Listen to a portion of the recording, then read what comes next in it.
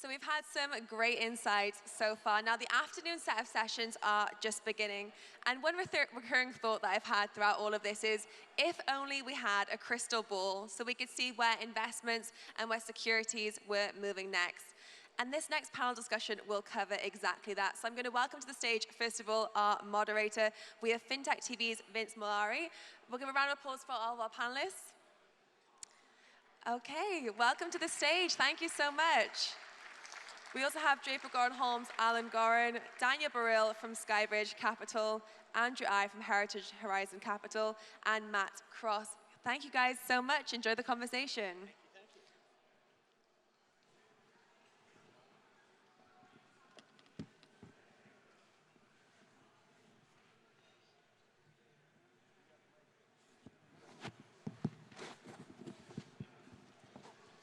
Sorry, couldn't find the mic there. Hey, Oscar, how's it going, dude?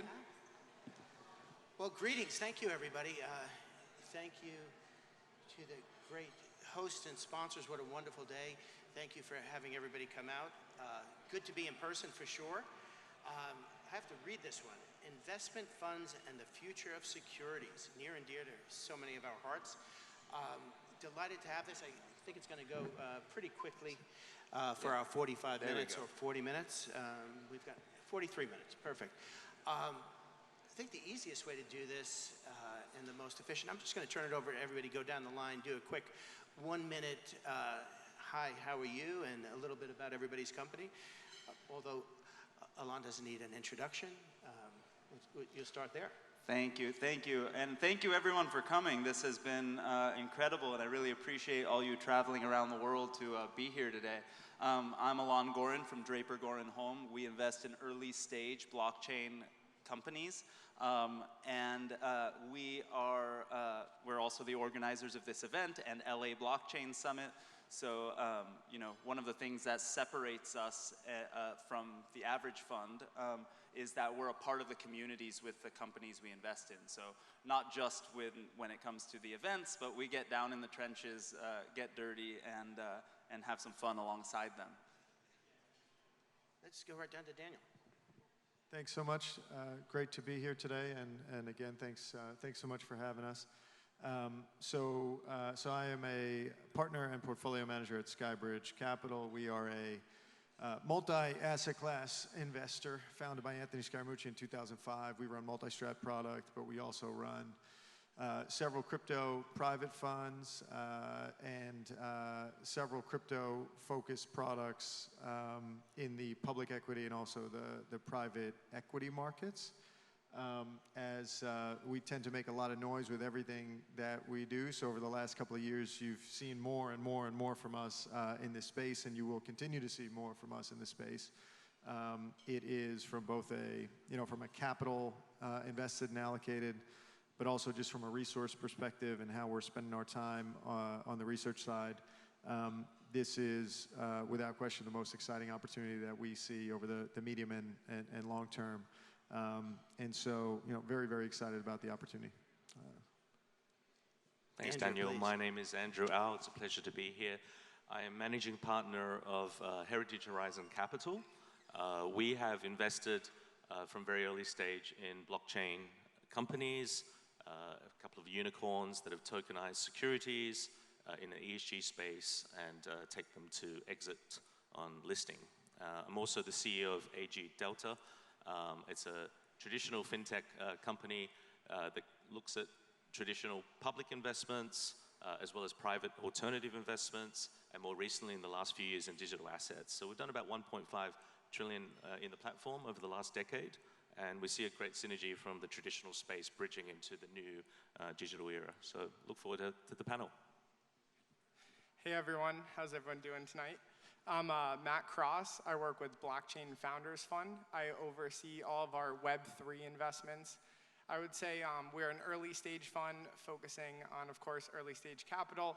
We're looking to be usually one of the first investors in a project, trying to do a little bit more than some of these traditional funds nowadays. I say in the crypto space, there's a lot more of being down in the trenches, whether it's like trying to help people figure out their token economics or deal with the volatility or hostile takeovers with working with people in other countries. I mean, crypto, there's always something going on in this industry, but thank you.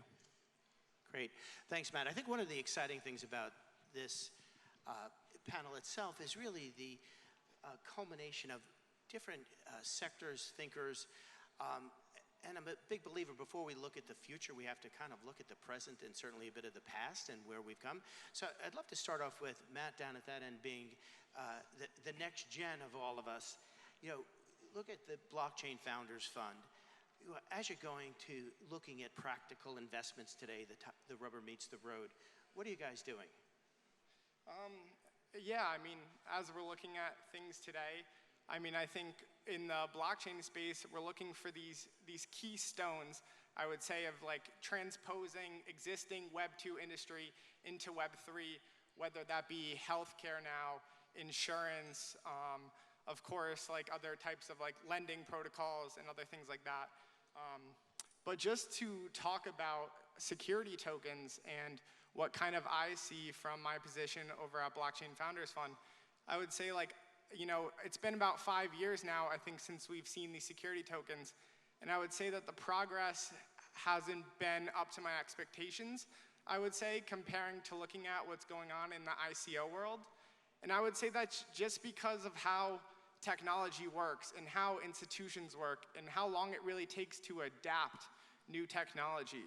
To where that I found that, like, sometimes it takes about, you know, 2 to 5 years for, you know, these smaller guys to be the front runners, go out there and make the mistakes, for, you know, the bigger guys to come in and be like, okay, you know, this has been safe now. And I think that's what we're seeing, what's going on in the ICO world is it's currently the wild, wild west. You know, we're riding these waves of volatility. You know, we're also having a bunch of people who are releasing ICOs that are technically securities. So, you know, there's going to be a lot of problems in the future. But I think where we're at right now is we are starting to see the success of ICOs, and, you know, the ecosystem is stabilizing. And I think that's going to transition back into the security token market, to where, you know, it sometimes takes the volunteer market to create the regulatory market. And I think right now, like, ICOs have been that example. And moving forward, we're going to have a lot more adoption. We see companies, you know, wanting to have access to this new liquidity.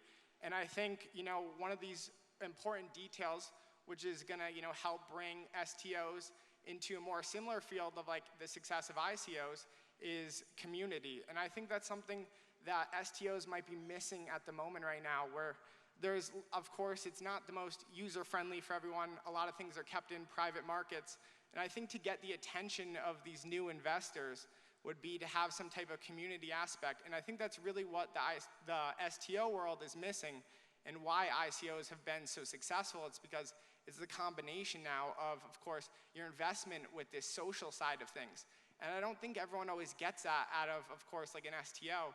And, you know, I don't think I see a lot of media around it as much. Like, even in the last few years, I think I only saw the Fat Burger one had hit the news back in like 2020. But besides that, I would say it's relatively quiet compared to ICOs in that sense.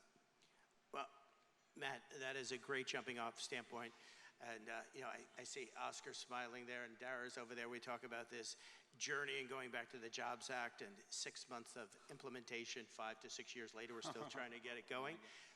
And I've been dead wrong, admittedly, about security tokens and their adoption going back to 2017, 2018. So if you see those battle scars, they've been early, but I think we're on point. And I want everybody to jump in, and, you know, let's make this fluid along the way. But, you know, you've been in the trenches on, you know, I see you smiling. You know, tell me what you're thinking. Oh, when you said Jobs Act, we had, I don't know if he's here today, or I may have seen him earlier, David Wield was here, and we were talking about, he's the father of the Jobs Act, right? Hey, and a lot of us were in that world, building crowdfunding platforms, how we met each other, and I was one of those guys up on stage saying, this is never gonna happen, because I didn't believe the government would get anything done.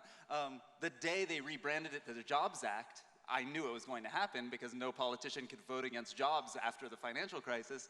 But we've been working on this right here that's happening in this room for over 10 years now. At least all of us, I could point at people like Oscar and Matt, you're talking about it from the ICO perspective, but when we saw ICOs, remember it was the first time at LA Blockchain Summit where the securities attorneys had lines of media wanting to ask them questions. And you knew something was happening because finally crowdfunding was working, and the only reason it worked is because it completely circumvented regulation. That's not, you know, today, you know, it's not sustainable from the standpoint of regulators, but we wish that was how it was all the time. I think what's happening in this room is a great step forward with all of the banks who are actually starting to, or at least some of the members of the banks actually starting to adopt this technology, streamline the process and use it to make investment opportunities easier to participate and not way, way, way harder. Well, that's great. I wanted to jump to Daniel a second. As I say, I get to pick on your CEO and founder a little bit as kind of some of the older statesmen, but... and he apologizes for not being here. Anthony has COVID, as some of you may know. He's fine, but he couldn't be here, so I know he was supposed to be here at lunch, yeah, so. Usually, you know, we have some good fodder back and forth and get to pick on one another, so you're not nearly as old as Anthony, but moving from more of a traditional environment into the world of blockchain and digital, what are you seeing happening? Where are you seeing traction? Where's the market opportunity? Well, look, so our approach to, you know, our approach to putting on exposure in the space and also building product has been to really first, you know, in our multi-strategy products to put on exposures that we think are especially attractive in the current macro environment, right? Meaning like the post-COVID macro environment, and that started with Bitcoin, but it's a whole lot more than that as well today. And on the product side, building private fund product that we run away from crypto, Jobs Act product as well, and that we see all the very exciting things that have built on that over time, and hopefully can be made so much more efficient with everything happening here. We run private funds that are, I think the way to think about it is kind of access products for folks that are looking to put on their kind of initial allocations to crypto, and then we also run an actively managed hedge fund product that is focused on kind of larger cap assets in the space.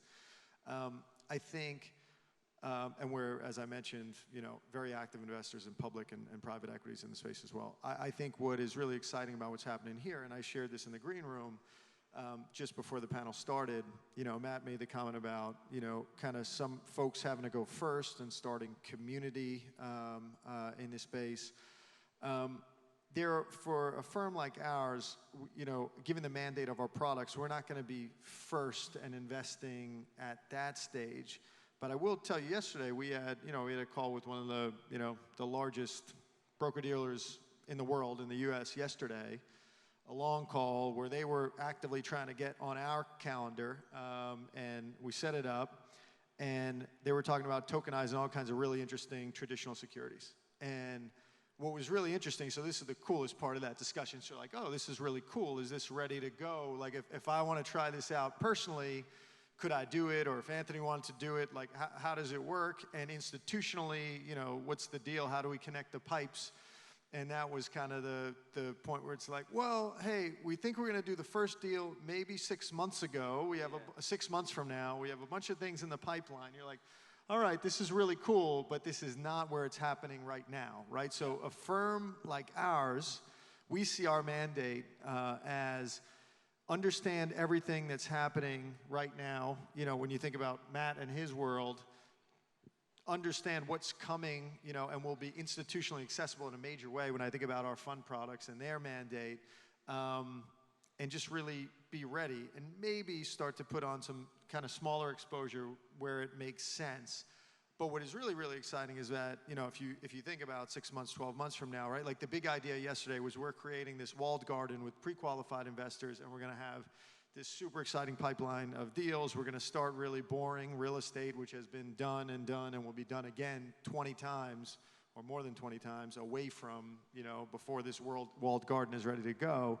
But it's so important, right, for a firm of that size, right, and reputation to be involved in this space, because it's just going to bring so many more eyes and investors. And so all the building that's happened here, you know, I think will help, you know, really, really increase market participation down the road. That's great. And I want to go to Andrew on this, and not last, but certainly not least, the dual hat. I get a little bit of a twofer here with you, Andrew, both as Heritage Horizon Capital and also as AG Delta. Give us the perspective of practical reality of what you've been doing and where you are from both sides of the equation. Yeah, thanks, Vince. Well, from an AG Delta perspective, over the last 10 to 15 years, it's been a slog to create $1.5 trillion of transaction turnover on the assets, Could right? you say that one more time? I want to make sure everybody caught that. And that's, and I think about it because, leaving Wall Street, Bankers Trust, structured products, derivatives, it was all about sort of trying to get the quants and the geeks on the trading floor, equipping the sales force with how to then deal with clients and then actually getting the clients across the line. And I think over the years, that's always been about regulated, licensed entities, building consortiums with private banks and family offices and investment banks. But the theme there was about connectivity, which was a big theme in the opening panel, that it is an ecosystem. It's not just silos, IBs working, and competing with each other, but actually coming together. And that's actually what happened at AG Delta. We actually had pitched and approached Goldman Sachs in New York, and 30 pitches later, 9 months of due diligence, they invested in our company, and we got 6 other global banks to come in initially for a consortium to create a marketplace for OTC products. And that then grew to 30 institutions and the largest player in Asia Pac, and has gone to Europe. So that was sort of the first part. And then from a Heritage Horizon Capital perspective, from a family office and allocator, we simply said, look, sometimes the banks aren't moving fast enough. The traditional folks are just sort of, look, it sounds really interesting. The family offices want to sort of get liquidity, but we're not ready to move yet. So I thought there was a huge opportunity, and what better than to sort of drink your own Kool-Aid? Because if you're going to get co-investors and other family offices to come in, you've sort of got to walk the talk. So what we started doing was the first investment in obviously some Bitcoin back in 2014-15, then the first investment in the ICO at Block 1, at the seed, and we thought if they raised $50, $100 million, we'd be super happy. They ended up raising $4 billion in an ICO, but it wasn't right because we're thinking ICO, you still need to have accountability. So then we sort of moved into tokenizing real assets, which I thought was a phenomenal topic at the opening panel with Ami and Anira and Pat, who we work with very closely. And it's taking private assets and actually trying to credentialize them and bring liquidity. Because in the end, jargon aside, hearing ICOs, IDOs, IEOs, I think ultimately, if you take the jargon and technology aside, there's really 2 things that asset owners want to look at, which is, look, I own this asset, I want to get cheaper funding because the banks are tightening their credit, and I want paths to liquidity so I can get some money, whether it's my IP, whether it's my music rights or Brooks Photos, whether it's property and all these type of assets. Ultimately, I'll need to find liquidity. And I think the exciting thing about the forum today and some of the things that the ecosystem is doing is that, if we come together and work on this as opposed to competing, we can actually access more pools of liquidity.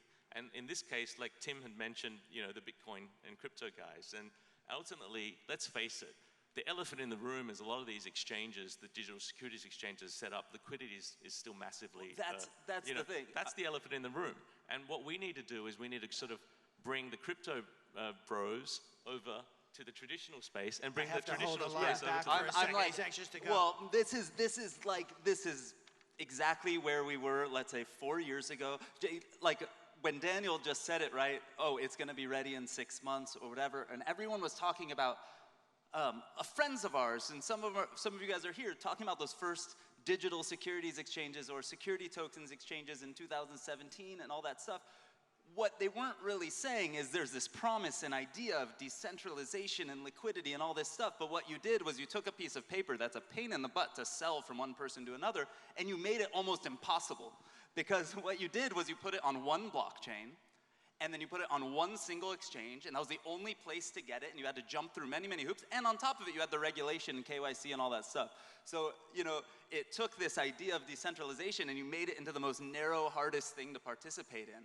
And that's what was so exciting about what Ami and Pat were talking about this morning, and that's why, you know, it's exciting to hear what you guys are doing, and it's exciting to hear that Daniel is saying that they want to participate in this stuff. But until people interoperate, right? I always tell this to other blockchains, some of our friends, right? I tell them, build bridges, because if you believe your product is better, the bridge will send everyone to your product. If you're so scared of sharing your product with other people because you think that you're going to lose customers to the other people, then you don't believe in your own product. So work with each other, make sure you can interoperate, because I want a SkyBridge company or a customer to be able to invest in every single one of your guys' products. But if you don't interoperate, that's not going to happen. And how are we going to move forward? Wait, hey, please vote for Alon for his next office. But I'm good. Yeah, let's have this real conversation now with this panel and everybody here, right? What you're talking about is what we all dream of, but what's the practical reality? You know, Matt talked earlier about community. What does community represent? It represents engagement. It represents this little thing that we used to call distribution, right? So we can create all the wonderful product in the world, but if there's not distribution, where is it going? Then, you know, everybody jumps up and down about secondary liquidity. I'm sorry, where is it? If we don't get the issuance down properly, then what secondary liquidity is there? How do we collaborate, right, to build that distribution? And then let's let in the complication of multi-jurisdiction regulation, right? We talk about the success of the ICOs. My goodness, that was everything that the crowdfunding world could have dreamed of, right? Yeah. And then we introduce layers of regulation. I keep going on this thought, but there was also this negative, this backwards thing that people were, you know, it was brand new. And who wants to try a brand new thing? People who aren't really successful doing the current thing. And so a lot of the deals in crowdfunding were the deals that every single other person didn't want to invest in, and they thought it meant free money.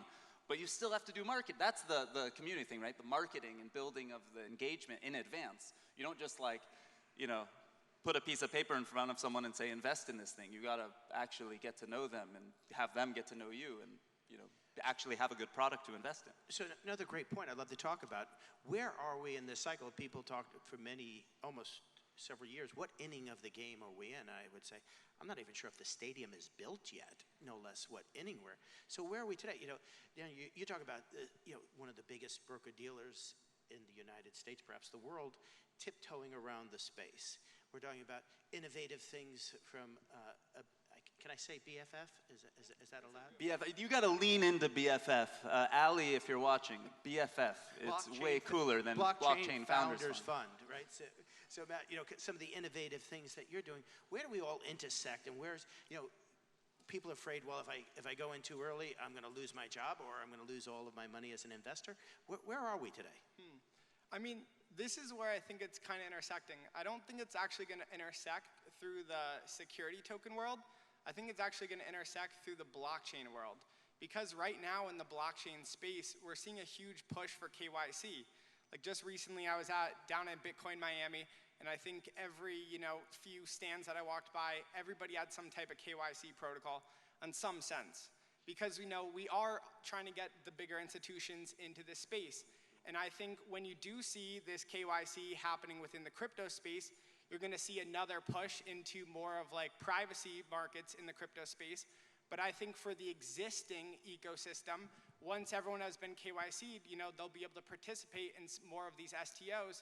And I think you'll see a combination of those worlds. And I think, of course, the regulation is going to come in through the ICO world, and then that will bridge more of the STO world afterwards. And I think it's just a matter of a time, only a few years or so. And I think we're going to see a ginormous change in the crypto space, going back to what I said about privacy markets. These early investors of crypto are people who are usually more against like institutions. Crypto came out of a sense of, I would say, from like libertarians and those types of people.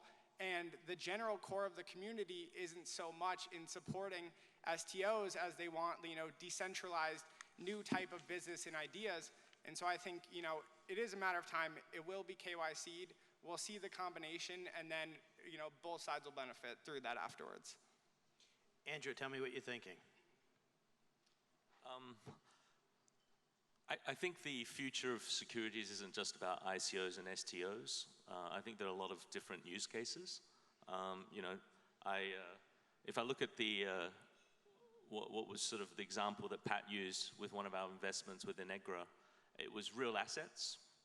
$28 billion worth of offtake agreements for nickel ore used to make lithium batteries for Elon's, for Mr. Draper's Tesla investment. And, what we did there was we had a lot of challenges there. $28 billion worth, 1.8 billion tons of nickel ore at all-time structural highs in terms of prices this year. But how do we mark that? It's 16, if you sort of scratch the surface, it's actually 16 mines in Indonesia, in Southeast Asia, because a lot of natural resources. These families want liquidity, right? So part of what we did when we invested is that we actually securitized the company, but we didn't do an STO. And then the next thing is we started working with the team at Invenium, with Pat, with Todd and Sanjay and the team, and we said, look, we need to get some regular marks on this stuff, right? So that we can actually value that.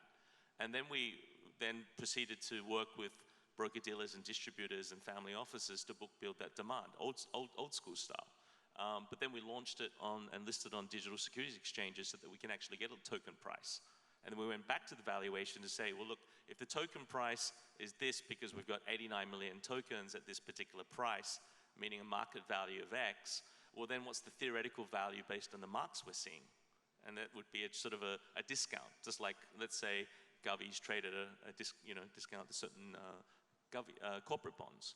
So when we sort of took that pattern over the last 2 years, we go back to institutional players and they go, I know that pattern.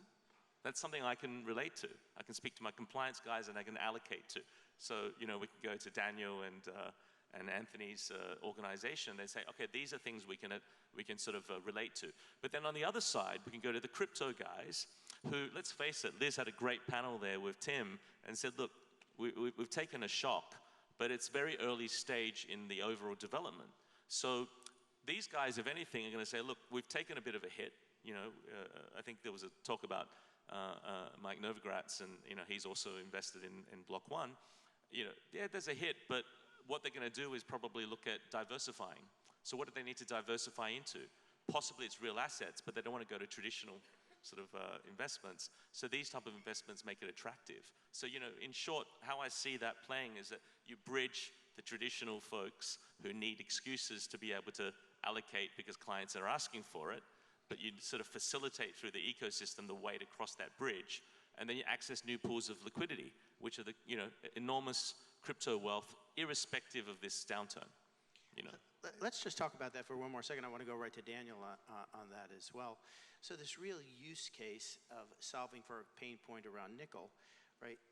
Who would have thought of that, right? So you're digitizing or creating that instrument around something that we know so well. What was the experience when you did do that? Did you see the value of that instrument have a premium because of access to liquidity and you have a mark to market? Or was it in line with underlying? Was there any differential? Yeah, we're starting to see a lot of, we had, as soon as it was done, there was enormous demand at the equity side. But then we realized one of the failings of the original STO process, which was just to look at one side of the capital stack, which Pat mentioned in the opening as well. Traditional finance looks at the entire cap structure.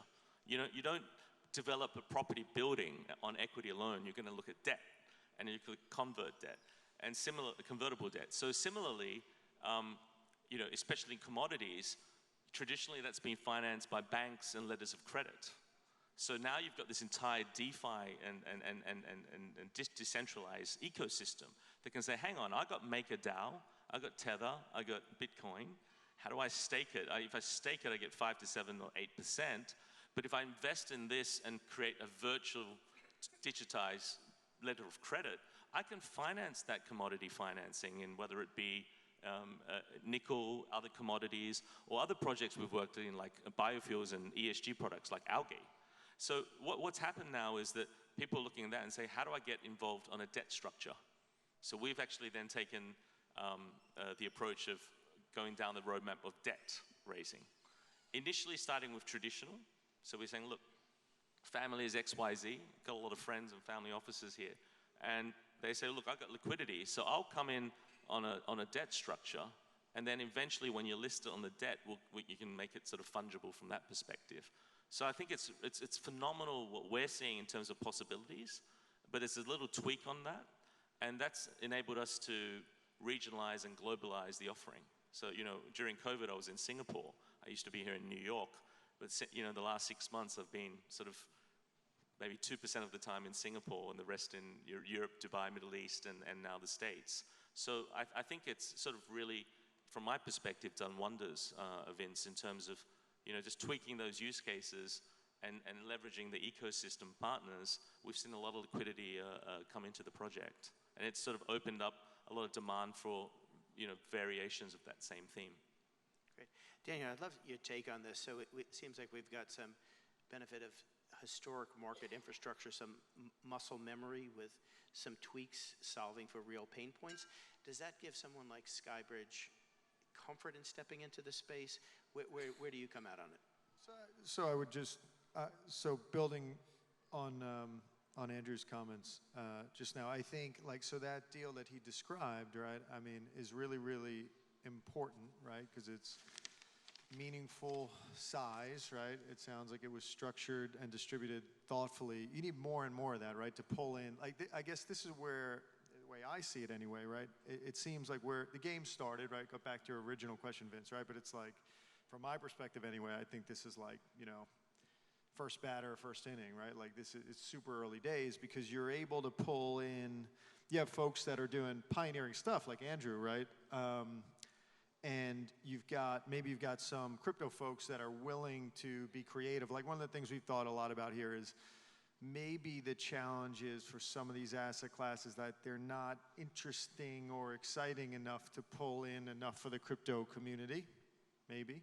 Great point. And so that creates a challenge, right? Even though someone who's a traditional markets investor, you could, like, so the bigger point that I'm trying to make here is for it to become, for the game to really get going, you need to be able to go, when I think about the traditional markets that we're invested in, you know, everything from commercial real estate to convertible bonds, et cetera, you just have to make it easier.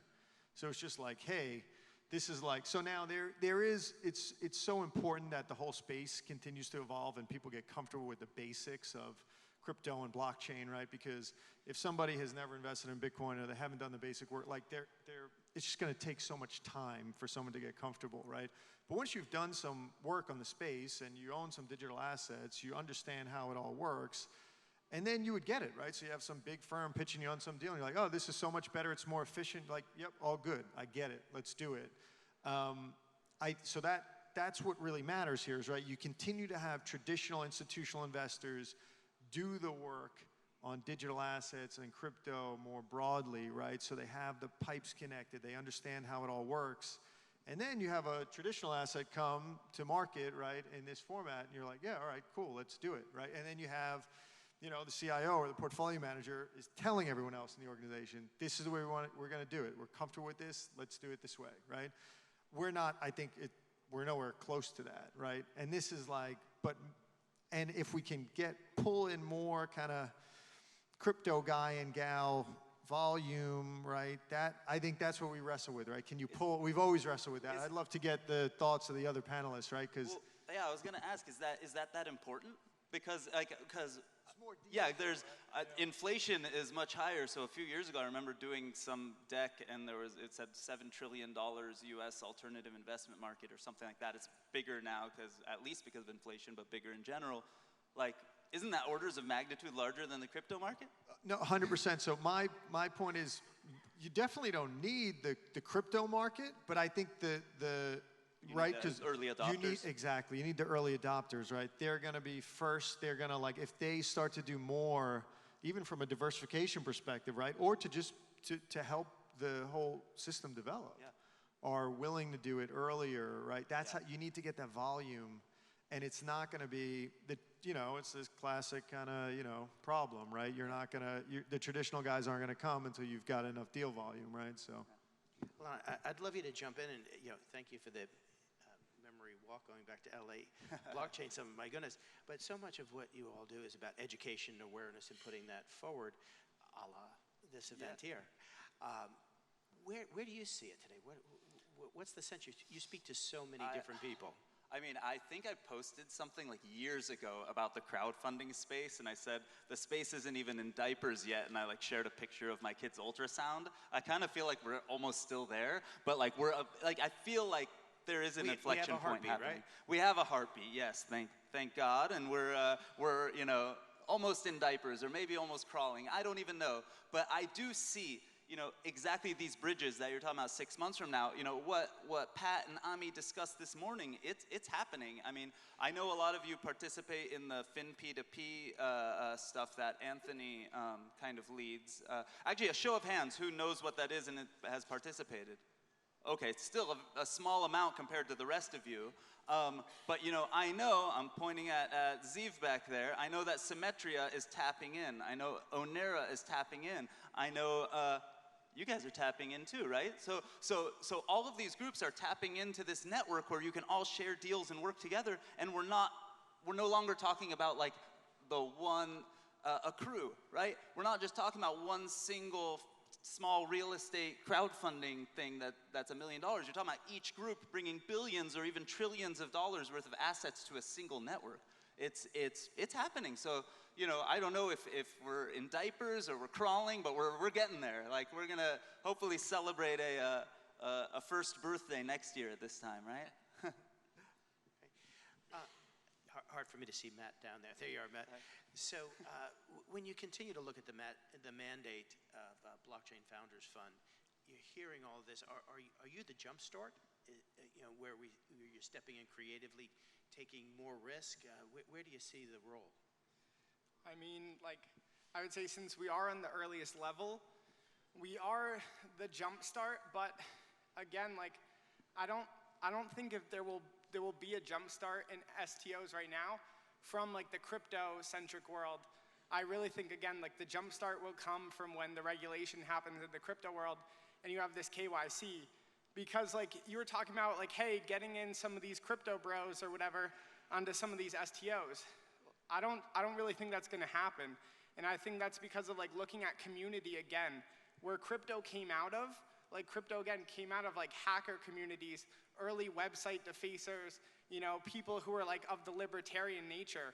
So the early adopters of crypto are usually anti-bank, anti-big institution in that sense. And so right now where it's operating, I don't think those people are gonna wanna support STOs. But again, I think as we have this KYC coming into the crypto space, we're gonna see a new hybrid model where the space is gonna change. It's gonna be something new with a mix of of course, securities and ICOs, and there's gonna be so much more regulation behind it, and it's gonna be so much safer for other people to enter, where your mom and dad will feel totally comfortable entering the market. And I think what we know is that existing crypto market will move into something else. And I think there'll be this new place in the combination of those two worlds. And I think we're really close to that right now, because I think a lot of families, normal people want to get into the space. They just don't know where or how. And I think we need to limit the barrier of entry for both of these markets right now, and we'll have this new thing moving forward. Well, another great segue, and I think we have 6-7 minutes, but I'd love to go down the pathway of that a bit more, Matt, and starting with Andrew. So we talk about this bridge building, we talk about the genesis of cryptography and really dismantling and going against legacy infrastructure. We talk about all the way on the other side, digitizing or tokenizing nickel as a use case. So we're kind of, we've got really big spectrum of opportunity when we look at blockchain as the core technology. How do we are we going to get closer, or is it going to be this embracing of some regulation? You're going to need KYC or AML to scale, to have someone like Daniel and his organization who have the big global asset allocators to move in the space. Where do you think this plays out, Andrew? Well, that's a complex question, but I think if you look at Vince. That's why I get to ask it. Okay, let me try and unpack it. Let me try and unpack it at its basic level. I think at a basic level, if you look across the room, I don't know, put up your hand if you've got a MetaMask account. Okay, that's actually very impressive. So, you know, if you look at outside of this conference, because we're all enthusiasts, we're all participants and actors, but if you look outside of this Park Avenue, you know, venue, most people don't really know what that is. And that's, I think, a issue of, if you look at the adoption curve. So how do you address that? So as an example, we work with, you know, one of UAE's largest digital banks. And they're not sort of a digital bank in the context of a Revolut or the usual context where it's a robo-advisory, you know, that type of setup.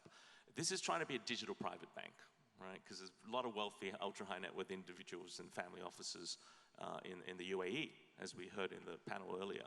And what they're trying to do is they're trying to say, look, you can do all this cool stuff, guys, but we're still a place of trust. We want to make it easier, right? And we want to help facilitate your interests. So if you want to feel comfortable with custodizing those digital assets that you invest in with us, you know, if you want to use AG Delta's platform to then distribute it and then connect, you know, either to Invenium, Anura, et cetera, to sort of spread the love, well, then that's possible. And I think that's one part of the pillars to get more mass spread adoption. And then on the issue of either or for the crypto sort of community and sort of the traditional community, I am absolutely a fan of you know, coming together. You know, that's sort of, I guess, two of my organizations sort of, you know, personify that. When I formed AG Delta, it was all about, the motto was making complex investments more accessible, safer, and more relevant. And if you look at Heritage Horizon, it's taking traditional heritage industries and building new horizons with that. It's sort of in itself a bridge. So I think we do need that, especially now that you know, we've seen the events last week and of this sort of crypto volatility, and some say winter. I think you're seeing a mean reversion where people say, look, I need to diversify, to your point, Vince. And on the traditional side, there's definitely appetite. You know, family offices like us, all the clients, people around here in the audience, they're all asking for different yield and different opportunities. And I think the sort of the community that's building up around the digital assets and securitized tokens is going to definitely, it's not even going to in the future. It's already addressing it today. So I think we just need to make that sort of path to that on-ramp a lot more easier. And we'll continue to see a lot more you know, developments. And I think the third thing, just to wrap up, is that the evolution is going to be step by step. So we're going to see deals done, and then we're all going to learn about it globally, and then we're going to replicate it, and then we're going to try and keep moving. Yeah, so that's exciting. Perfect. Daniel, when you hear all of this, does your head spin? Do you, where do you think? No, I think it's really, really exciting, right? I mean, you can't say for sure, right? But I'd be very surprised if we aren't active in this space in the medium term, right? You know, by that I mean 12 to 24 months maybe, right? It's probably not in the very near term. But again, it all depends on what it is and how it comes to us, right? It could be for the right thing, right? It could be, hey, we could be doing one for all, you'll see a press release 2 weeks from now, right? You know, so Anthony is a quick decision maker. So it, you know, it will depend. But when I just think about in general where we're at, I think it's probably a little bit more time for an organization like ours. So I'm going to give Alon the last word in a second. But since your organization is one of the places with the big money, and many of the people in the room are always looking to get to the money, what's the best way for people? What do they have to serve up to you guys to pay attention at SkyBridge? Oh, well, look, that's a big question, Vince. I don't want to hog the last minute and a half of the panel. But look, if you have interesting ideas, I'd encourage you to please reach out to us directly. We try to meet with everybody and you know, learn, and so yeah, please don't hesitate. I'm sure there's some really exciting stuff happening in this room. So that was a question for all the entrepreneurs in the audience. So we'll send out Dan's personal email shortly. You all got mine, right? Barile at skybridge.com, and Anthony is Scaramucci at skybridge.com. He often gives out his cell phone number too during these things, so and he really responds to everybody too. That's awesome. Alon, bring us home. Tell us. I mean, I'm going to start by calling us all out. I raised my hand when I said MetaMask account too, but there's no such thing as a MetaMask account, right? That's just an Ethereum address, right? So we all still have stuff to learn, right? So, but I think that what Daniel just said is the most important thing, because he said, 12, 24 months, but it could be in 2 weeks. Because it only matters if the investment opportunity is good, right? Like a digital security to all of us 10 years ago meant like that you could DocuSign it, right? That's what it meant. Now we think of the distributions, we think of what Tim was talking about, the Bitcoin fund, that you invest in Bitcoin, you distribute in Bitcoin, you pay everyone in Bitcoin, and it's all automated, and that's the holy grail, that's what we all want. But the second there are great deals for everyone to participate in, and I'm not, obviously, if I'm in this space, I'm not the biggest fan of regulation, all that stuff. What I'm a huge fan of is the technology that can make the regulation feel like you don't have to deal with it, or at least make it simplified and easy for us all to participate. There's my Draper crew right there, the Holm and Grace right there from the Draper network, by the way. One of the things that sets DGH apart is we get to be a part of that network and all that. But at the end of the day, we just want all of us and all of our friends to participate in whatever they want to participate in, and I don't want the regulation to get in the way. We want the technology to streamline the process, make it easy for everyone to access and participate, right? Because we do want the crypto community and people, I want them to take their gains and swap it into some real securities, right? And some real assets. And that's cool. I think that would be really, really fun if that's the thing that they want to do, right? Like swap your Bored Ape for a piece of real estate or something like that. That would be the coolest thing ever. But at the end of the day, I think that everyone needs to just focus on making the deals easier to access, because we know it should be, if it's digitized, 10,000 times easier to transfer and deal with than paper.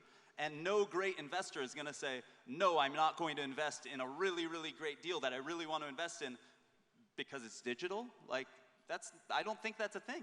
It shouldn't be a thing, at least. Unfortunately, I see how we're into the red in overtime. Round of applause. I saw it still moving, so I thought we still had time, but it's moving the other way. Thank you all. Thanks, guys.